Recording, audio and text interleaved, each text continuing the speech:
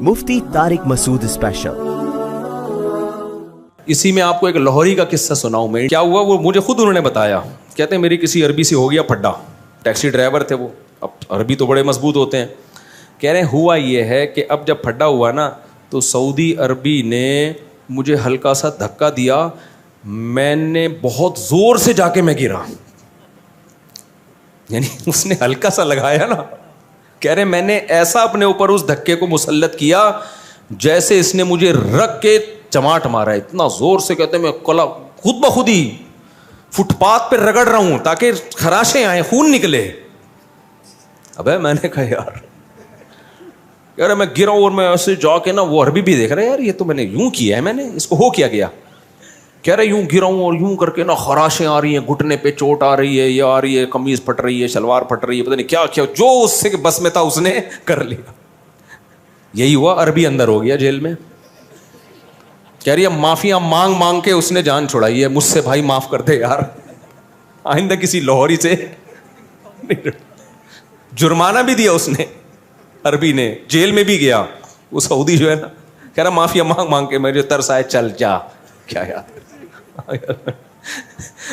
تو ایک اور قصہ ہے یار, اب کیا کرے یار.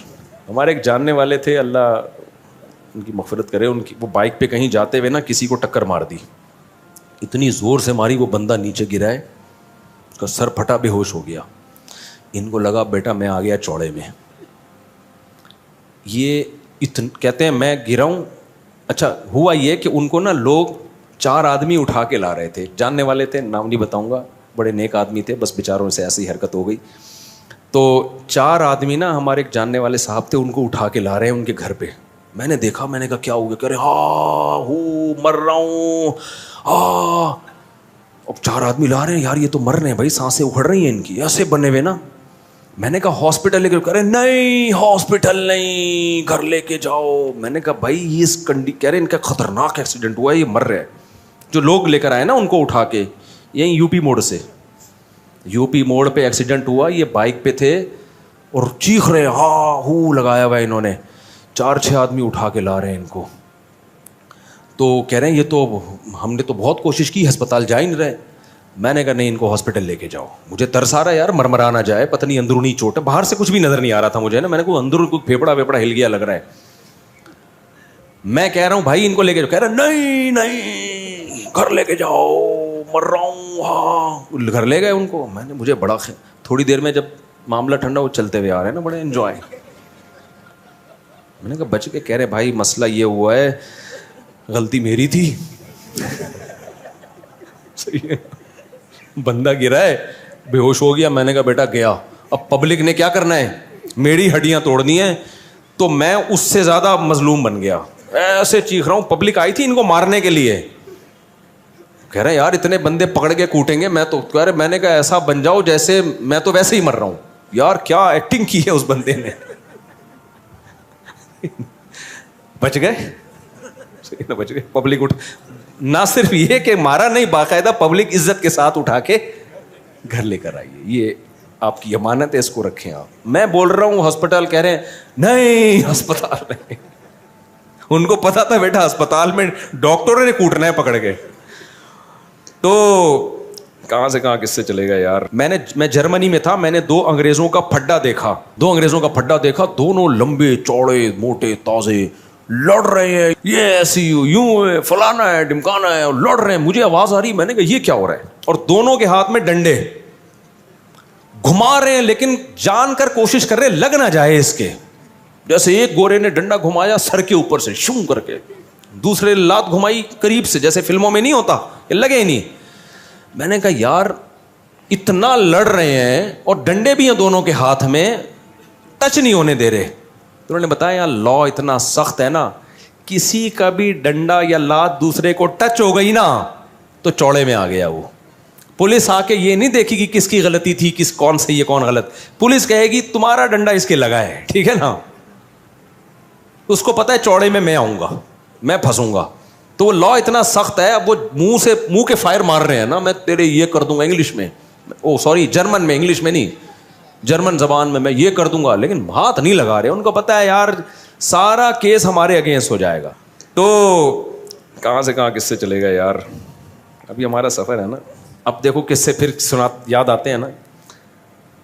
یہ نا کچھ لوگ اپنے اوپر گھننے بنے ہوئے ہوتے ہیں. دوسری شادی کر کے اب پہلی بیوی کے سامنے ایسا بنے گا جیسے جادو ہوا ہوا ہے مجھ پہ, جن نے کرائی ہے میری دوسری شادی. گھننے بن جاتا ہے, وہ طرز کھا رہی ہوتی ہے, ہائے بیچارے کو کیا ہو گیا. میں نے جب اللہ معاف فرمائے دوسری کی تھی نا, میں زیادہ رو رہا تھا, جیسے مجھے بہت غم ہو رہا ہے. یہ طریقے ہوتے ہیں بھائی. تو ایسے ہاں وہ نا بہت ڈرامے چل رہے ہوتے ہیں, تو کچھ لوگ مسلط کر رہے ہوتے ہیں, کوئی مسئلہ ہوتا ہے ان کے ساتھ. ایک نوجوان آیا اپنے ابا کو لے کے, اس نے کہا میرے ابا میں شادی کرنا چاہتا ہوں, ابا نہیں مان رہے, آپ ان کو سمجھائیں. رشتہ اچھا تھا. میں نے کہا یار چلو میں سفارش کر دوں, کام ہو جائے تو اچھی بات ہے یار میری سفارش پہ. میں نے کہا ابا کو لے آؤ. تو اتوار کو میں نے ٹائم دیا, وہ آگے, ابا نہیں آ رہے, ابا کھڑے ہوئے گیٹ پہ. میں نے کہا ابا کو لا بھائی, میرے اور بھی دنیا میں کام ہے. کہہ رہے ہیں ابا کو پتہ نہیں کیا ہو گیا, ہاتھ پاؤں ان کے مڑ رہے ہیں اور سکتے میں چلے گئے ہیں نا گیٹ پہ. آ تو گئے ابا ہمت کر کے. اس نے بہت, جب اس کو لگا نا ابا کو کہ یہ مفتی صاحب اس بیٹے کو فیور دیں گے, ابا ہاتھ پاؤں کیا ہو رہے ہیں, مڑ رہے ہیں یوں, عجیب سے ہو گئے. میں ڈر گیا, میں نے کہا بھائی میرے اوپر کوئی مسئلہ نہ ہو جائے. تو میں نے کہا ہاسپٹل لے کے جاؤ. کہہ رہے ہاسپٹل بھی نہیں جا رہے.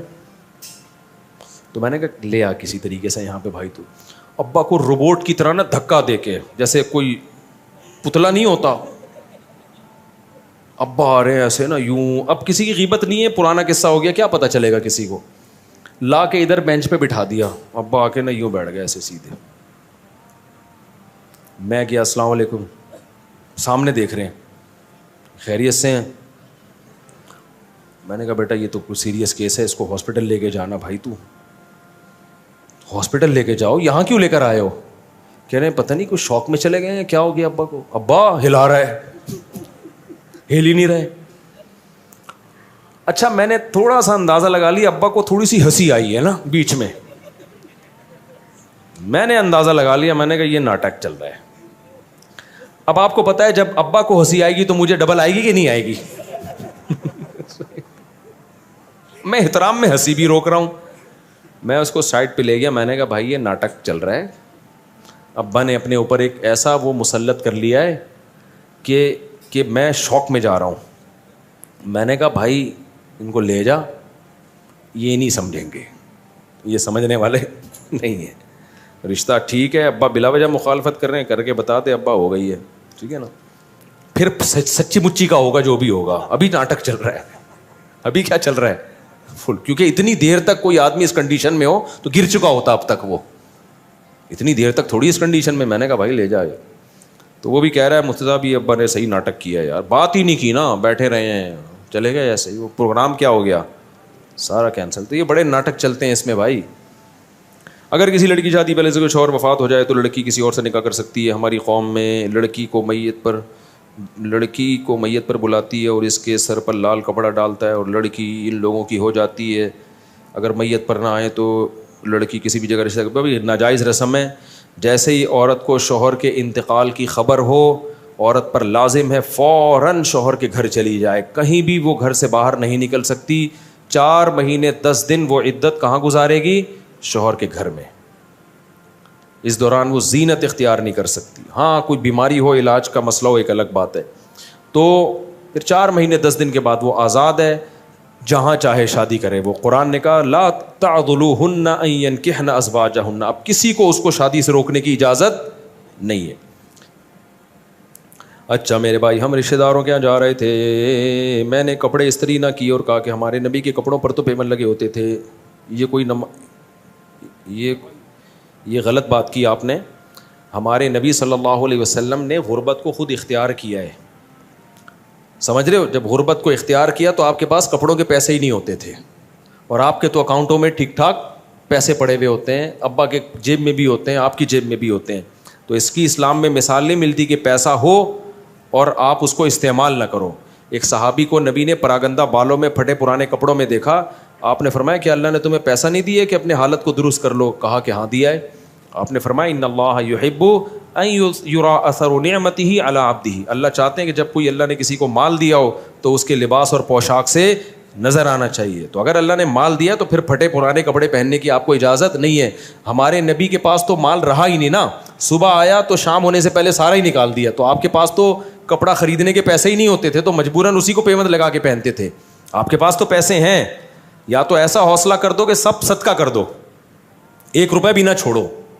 پھر جب کپڑے پھٹے تو نیا کپڑا خریدنے کا پیسہ ہی نہ ہو، پھر آپ پیوند لگاؤ گے تو اس پیوند کو سنت کہا جائے گا.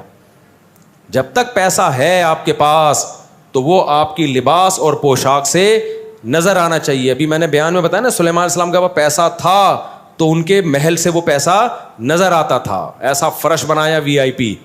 انہوں نے پیوند زدہ کپڑے نہیں پہنے، وہ انہوں نے جنات کو بولا ہیرے جواہرات نکال کے لا سمندر سے، ٹھیک ہے نا، یہ والا ہیرا پرانا ہو گیا ہے، اپنے تاج میں دوسرا ہیرا لگانا ہے میں نے.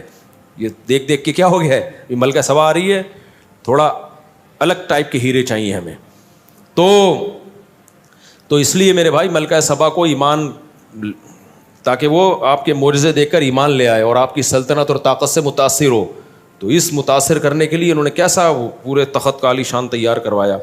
تو یہ جو آپ پھٹے پرانے کپڑے پہن کے جاتے ہو نا، آپ آ جاؤ، میں آپ کو ایک زکوٰۃ کی قمیص پڑی ہوئی ہے میرے پاس، وہ میں آپ کو دے دوں گا، تو پہن لینا.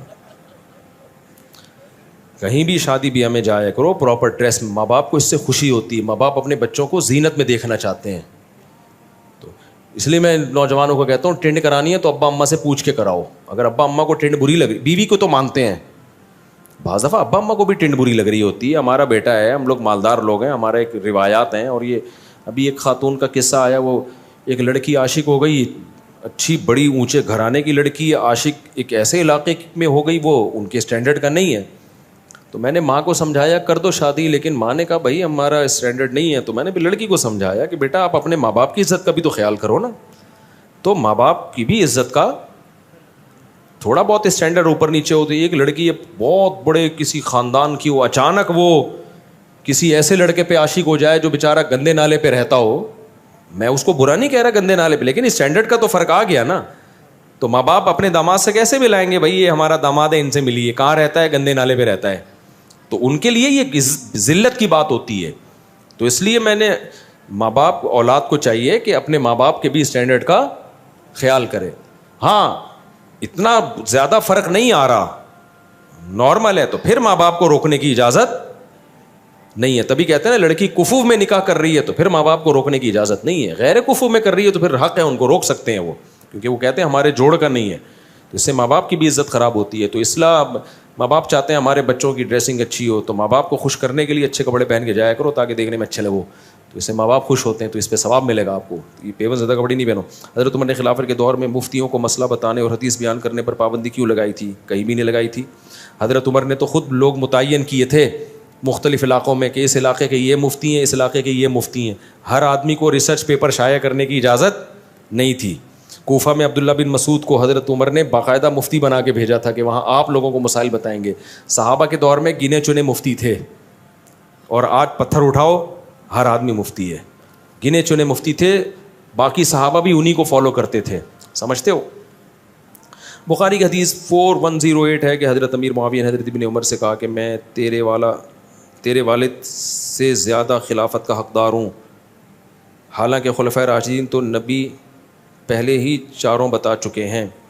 پوری مجھے دیکھ کے عربی عبارت کیا ہے، یہ تو سب کی عربی میں ہے، یہ اردو میں تھوڑی ہیں. یہ تو میں اس کو دیکھوں گا کہ حضرت معاویہ رضی اللہ تعالیٰ عنہ کے کیا الفاظ تھے. حضرت معاویہ خلفائے راشدین کو اپنے سے بہتر سمجھتے تھے، یہ تو کنفرم ہے. کہیں بھی حضرت معاویہ سے خلفائے راشدین کی توہین منقول نہیں ہے. باقی اس کا کیا جواب ہے یہ میں پہلے اصل کتاب میں دیکھوں گا تو مجھے پتہ چلے گا سیاق و سباق میں بات کیا ہو رہی ہے. اکابر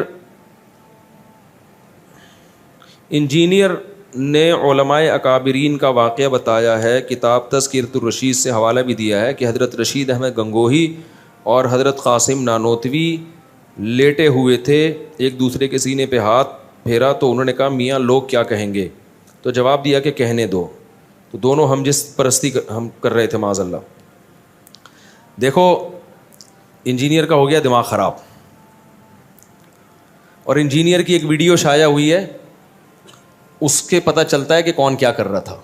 پرانی ویڈیو ہے اس کی, آپ دیکھ لیں. وہ ہے, میں کیا بولوں, ہمیں تو یہ باتیں کرتے ہوئے بھی برا لگتا ہے. میں نہیں کہہ رہا کہ وہ جس طرح پرسی کر رہا تھا, میں ایسا الزام نہیں لگا رہا. تو کچھ لوگوں نے شائع کی ہے یہ جو واقعے سے جتنی غلط فہمی ہو رہی ہے نا, انجینئر کی اس ویڈیو سے اس سے زیادہ غلط فہمی ہوگی اور انجینئر پہ الزام لگے گا, لیکن ہم اس کی تعویل کرتے ہیں. سمجھ رہے ہو؟ میں ایک بات کہتا ہوں, اگر یہ دونوں معاذ اللہ ہم جس پرستی کر رہے ہوتے, دونوں بڑی عمر کے لوگ, بڑی بڑی داڑیاں, تو کیا نقل کفر نباشت. اور کیونکہ اس نے خود یہ بحث اٹھا دی ہے نا, تو ہمیں تو شرم آ رہی ہے یہ بحث یہاں اس صفائیاں بیان کرتے ہوئے بھی.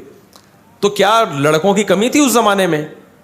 ہم جس طرح پرستی کرنے والا کیا اتنی بڑی بڑی داڑیوں والے آدمی کو تلاش کرتا ہے اس کام کے لیے, اور پھر وہ یہ کر کے کتاب میں لکھیں گے بھی ہے بھائی. یہ خالصتاً ایک مذاق کا واقعہ ہے جو ان کے کسی شاگرد نے لکھا کہ دونوں لیٹے ہوئے ہیں, مذاق کر رہے ہیں ایک دوسرے کے, جیسے ہوتا ہے نا بے تکلفی کا مذاق, لوگ کر رہے ہوتے ہیں, فحش مذاق بھی کرتے ہیں ایک دوسرے کے ساتھ بے تکلفی میں. وہ ایک محض مذاق کا واقعہ ہے. لکھنے والے کا مقصد یہ تھے کہ اتنے فری تھے کہ اس قسم کے فحش مذاق بھی آپس میں کر لیا کرتے تھے. اب لکھنے والے کی غلطی یہ ہے کہ یار اگر کوئی آپس میں اتنا بے تکلف ہے, اس طرح کا مذاق کر بھی رہا ہے, تو اس کو کتاب کی زینت بنانا بنتا نہیں ہے. وہ بے وقوف نے اس کو کتاب کی زینت بنا دی ہے. تو اس پہ یہ اعتراض بنتا ہے کہ یار اگر اس طرح کا کوئی مذاق کسی کے ساتھ کر بھی رہا ہے, میاں لوگ کیا کہیں گے, یہ مذاق ہے, تو اس کو کتاب میں لکھنے کی ضرورت نہیں ہے. لوگ کر رہے ہوتے ہیں, ایک دوست بھی ایک دوسرے سے مذاق کر رہے ہوتے ہیں, آج تو بڑا کہتے ہیں نا, بڑا آج تو بڑا چمکتا ہوا لگ رہا ہے, کاش تو لڑکی ہوتا میں تجھ سے شادی کرتا, یہ کہہ رہے ہوتے ہیں نا لوگ. یہ دوست احباب آپس میں مذاق کرتے ہیں, لیکن یہ مذاق ایسا نہیں ہوتا بیٹھ کے کتاب میں لکھ دو کہ حضرت جی فلاں موقع پہ فلاں کو یہ فرما رہے تھے. تو لکھنے والے کی یہ غلطی ہے کہ اس نے اس مذاق کے واقعے کو, بے تکلفی کے واقعے کو کتاب کی زینت بنا دیا. انجینئر کیا کچھ سڑا ہوا دماغ ہے, اس کے ہمیشہ اس سے گوبر ہی نکلتا ہے, منہ سے بھی گوبر. بعض لوگوں کے گوبر کا ایک خاص راستہ اللہ نے بنایا ہے, وہیں سے نکلے گا. لیکن کچھ لوگ ایسے ہیں کہ ان کے لیے وہ راستہ چھوٹا پڑ گیا تو منہ سے بھی گوبر نکلتا ہے. تو انجینئر اگر یہ اعتراض کرتا نا کہ ان کے مریدوں میں عقل نہیں تھی, ایک نجی واقعہ, محفل کا مذاق کا واقعہ کتاب میں لکھ دیا, تو ہم اس کو سپورٹ کرتے کہ واقعی صحیح کہہ رہا ہے. یار ایک بے تکلفی کا واقعہ تھا, کتاب میں لکھنے کی کیا ضرورت تھی؟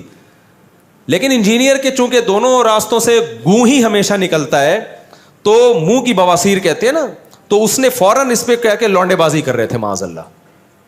تو خدا کے غضب سے ڈر. رشید احمد گنگوہی کے تقوی کے واقعات اگر میں تجھے سنانا شروع کر دوں تو بے ہوش ہو جائے گا, تو ان کی خاک کے برابر بھی نہیں ہے. قاسم نانوتوی رحمہ, یہ مدرسوں کی بنیاد, پوری دنیا میں اللہ نے کام لیا. آج پوری دنیا میں امام حرم کا بھی بیان یوٹیوب پہ موجود ہے, اور میں تو دنیا گھوم کے آیا ہوں. مولانا طارق مل صاحب پوری دنیا گھومے ہیں. پوری دنیا میں آپ کو مدرسہ ملے گا نا, اس کے تانے بانے علماء دیوبند اور مولانا قاسم نانوتوی سے جا کے ملیں گے. اگر خدا نہ خواستہ وہ یہ ہوتے, اتنی اللہ ان کے عقیدت لوگوں کے دلوں میں بٹھاتا, ان کے شاگرد اتنی بڑی بڑی قربانیاں دیتے. تو ایک مذاق کا واقعہ, دو بوڑھے لیٹے ہوئے ہیں اور ایسے فری ہو رہے ہیں, ایک دوسرے سے مذاق کر رہے ہیں, تو بے وقوف کسی نے اس مذاق کو کتاب کی زینت بنا دیا. تو اسے نہیں پتا تھا منہ کی بواسیر بھی ہے بہت سے لوگوں کو, وہ بیٹھ کے اسی کو کیش کرائیں گے. تو انجینئر کو خدا کے عذاب سے ڈرنا چاہیے, جو لوگوں کی اس طرح سے عزتیں اچھالتا ہے, دنیا میں لازمی ذلیل ہوتا ہے وہ. تو اس کو چاہیے کہ تو سچی مچی میں نہ پکڑا جائے کہیں, صحیح ہے نا. میں الزام نہیں لگا رہا انجینئر پہ کہ وہ یہ حرکتیں کرتا ہے, نہیں کرتا ہوگا, ہم اچھا گمان رکھتے ہیں. لیکن جب کوئی کسی کا اس طرح سے مذاق اڑاتا ہے تو اللہ اس کو اس جرم میں مبتلا کرتے ہیں. اور اس کی ویڈیوز پڑی ہوئی ہیں, ہم تو پھر اس کی بھی تعویل کر رہے ہیں. نہیں کہہ رہا کہ یہ غلط حرکتیں کر رہا ہے, لیکن کسی نے بنایا یہی واقعہ کہ یہ میاں کیا کر رہے ہو, اس کو دیکھو اور اس سے پوچھو میاں تم کیا کر رہے ہو یہاں پہ. تو وہ ویڈیو تو ہم نے وائرل بھی نہیں کی. میں نہیں کہہ رہا اس میں کوئی غلط حرکت کر رہا ہے, لیکن آپ وہ ویڈیو دیکھو گے تو آپ کو پتا چلے گا جو دوسرے پہ الزام لگا رہا ہے نا, اس سے زیادہ خود اس کے اوپر انگلی اٹھ سکتی ہے. سمجھتے ہو کہ نہیں سمجھتے؟ تو میرے اس بیان کے ساتھ کوئی وہ ویڈیو چلا دے, لیکن نہ چلائے اچھا ہے. ہم تو نہیں چاہتے کہ ایسی گند سوسائٹی میں پھیلے, لیکن یہ بہت زیادہ فری ہو رہا ہے, یہ بہت بکواس کر رہا ہے. اتنے بڑے بڑے داڑھیوں والے آدمی یار, جن کے ہزاروں مرید ہوں, لاکھوں دنیا ان پہ عاشق ہو, اور پوری دنیا میں انہوں نے دین کا کام کیا, وہ ایک بے تکلفی کا ایک مذاق کر رہے ہیں. تو ٹھیک ہے, یہ مذاق نہیں کرنا چاہیے ان کو, اس لیول کا مذاق نہیں کرنا چاہیے, یہ بھی نصیحت کی جا سکتی ہے. اور اگر کر لیا ہے تو لکھنا نہیں چاہیے, یہ بھی نصیحت کی جا سکتی ہے. یہ نہیں کہ ان کو لونڈے باز کہا جائے معاذ اللہ. لڑکوں کا, وہ لڑکے کرنا ہوتا تو اتنے بڑے بڑے بڈھوں کے ساتھ بستر پہ نہیں لیٹے ہوئے ہوتے وہ. تو اس کو ہو گئی ہے منہ کی بواسیر, سمجھ رہے ہو. وہی بات ہو گئی نا, مرزا غلام احمد قادیانی کا مناظرہ, اس کے کسی مرید کا مناظرہ ہو رہا تھا عطا اللہ شاہ بخاری کے ساتھ رحمۃ اللہ علیہ. تو عطا اللہ شاہ بخاری رحمۃ اللہ علیہ نا, تو وہ دلائل دے رہے تھے کہ حضرت عیسیٰ علیہ السلام تو ماں کے پیٹ جو پیدا ہوئے تو ماں کی گود میں بولے ہیں. تم کہتے ہو کہ یہ مرزا غلام احمد قادیانی عیسیٰ ہے, تو یہ تو ماں کی گود میں نہیں بولا. تو قادیانی نے بولا کہ اس کی کتابوں سے دکھایا کہ مرزا نے دعویٰ کیا کہ میں ماں کے پیٹ میں ہی بولتا تھا. حضرت عیسیٰ ابن مریم تو ماں کی گود میں بولے, میں کہاں بولتا تھا؟ ماں کے پیٹ میں ہی. تو جب اس قادیانی نے یہ بولا نا, تو عطا اللہ شاہ بخاری نے کہا کہ ماشاء اللہ, ماں کے پیٹ میں جب بولتے تھے تو راستے تو 2 ہیں جہاں سے آواز آتی ہوگی, 2 ہی ٹوٹل راستے ہیں جہاں سے آواز آتی ہوگی. اگر یہاں سے آواز آئے گی تو کیا پتہ چلے گا کہ ماں بول رہی ہے یا بچہ بول رہا ہے؟ بھائی اگر وہ بچہ جب ماں کے پیٹ میں بولے گا آواز یہاں سے آئے گی, تو کیا پتہ چل رہا تھا کہ ماں بول رہی ہے یا, کیونکہ جب یہاں سے آواز آتی ہے تو ہم سمجھتے ہیں وہ بندہ بول رہا ہے, تو ایک ہی جگہ رہ گئی, تو وہاں سے آواز آتی تھی ان کی. اللہ نا باطل کو پنپنے نہیں دیتے ہیں, ذلیل ہو گیا وہاں پہ. تو انجینئر کو چاہیے کہ تھوڑا لمٹ کراس مت کرے. رشید احمد گنگوہی, مولانا قاسم نانوتوی ہمارے بزرگوں میں سے, آج ہمارے سر پہ پگڑی ہے, ہمیں جو ٹوٹی پھوٹی اللہ دین کی خدمت کی توفیق دے رہا ہے, ان اکابر کے شاگردوں کی جوتیاں سیدھی کرنے کی وجہ سے دے رہا ہے. اور ہم نے ان اکابر کے شاگردوں کا تقویٰ دیکھا ہے, سمجھ رہے ہو. رشید احمد گنگوہی رحمۃ اللہ علیہ, میرے پردادا بیعت تھے رشید احمد گنگوہی سے, میرے پردادا, میری دادی ان کا تقویٰ بتاتی تھی میرے پردادا کا. میرے جو دادی جو تھی نا, ان کا تقویٰ بتاتی تھیں, جو بیعت تھے نا میرے پردادا رشید احمد گنگوہی سے. تہجد میں 5 پارے پڑھنے کا معمول تھا ان کا, اور بہت زیادہ ذکر اللہ کیا کرتے تھے. تو ہم نے ان اکابر کے شاگردوں کو دیکھا ہے. میرے والد صاحب پھر ظاہر ہے میرے دادا کی اولاد تھے, ان میں ہمیں تقویٰ نظر آیا. تو ہمارا تو نسب والا سلسلہ ان اکابر کے سے روحانی تعلق سے جا کے ملتا ہے. تو ہم نے تو اپنے, میرے نانا بیعت تھے, میری دادی بھی بیعت تھی مولانا عبد الرحیم رائے پوری رحمۃ اللہ علیہ سے, وہ بھی انہی کے سلسلے کے تھے. تو ہم نے اپنی دادی کا تقویٰ اپنی آنکھوں سے دیکھا ہے, کیسے نوافل روزے رکھنا, تلاوت, نماز, طہارت. تو بھائی تم ہمیں نہیں ورغلا سکتے. ہمارا علم مشاہدے پر مبنی علم ہے, تمہارا علم جو ہے نا کتابوں کو دائیں بائیں کرنے والا علم ہے. ہمیں کہتے ہیں قبر پرست, علماء دیوبند قبر پرست. میرے تو باپ دادوں میں جو سارے علماء دیوبند کے شاگرد تھے, کوئی ایک بھی ہمیں قبر پرست, اگر وہ قبر پرست ہوتے تو کوئی ایک تو نظر آتا نا.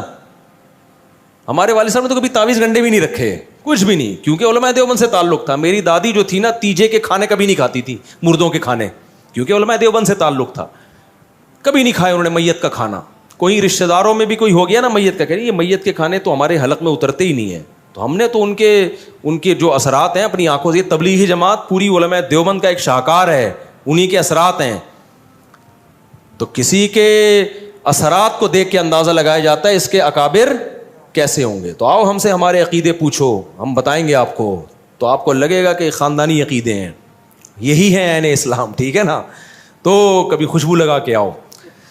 تو انجینئر کو ہے منہ کی بواسیر, اس کے ہر جگہ سے گند ہی نکلتا ہے, کبھی منہ سے کوئی اچھی بات سننے کو نہیں ملے گی, ہر وقت کیڑے نکالتا رہے گا. اس نے یہ لکھا, اس نے یہ لکھا, تو آیا بھائی دنیا میں اکیلا تو جائے گا جنت میں, باقی سارے کیا کریں گے. اتنے بڑے بڑے دعوے, اور دم کتنا ہے, جب گئے تو مارکیٹ سے شارٹ. ابے یار یہ تو نہیں ہوتا یار, ایسا کرو گے تو کوئی بھی نہیں آئے گا.